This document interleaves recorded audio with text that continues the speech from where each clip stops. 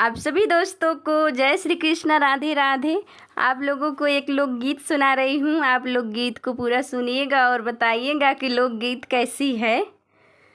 हमार हो के हमार ना भइल, रात रात रह गइल भिनसार ना भइल, ओकरा जिंदगी के का पूछत बाड़ू ए बाछी, जेकरा जियते हमरा खटिया के सिंगार ना भइल, जेकर बलमा गइल परदेस सखी,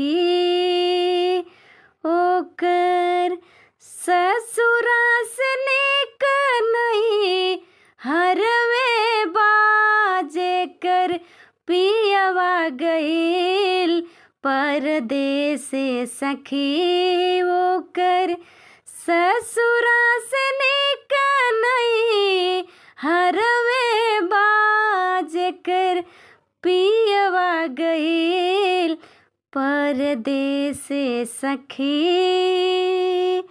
सुख साधन के सब नजराना खे, रिद्धि सिद्धि के भरल खजाना होखे, सुख साधन के सब नजराना होखे, रिद्धि सिद्धि के भरल खजाना होखे, नित नित जितना व्यंजन परोसल जाई, तबो अमृत के घुटवे जहरवे बा, जेकर बलमा गइल परदेस सखी, ओकर ससुरा से निक नहीं हरवे बा, जेकर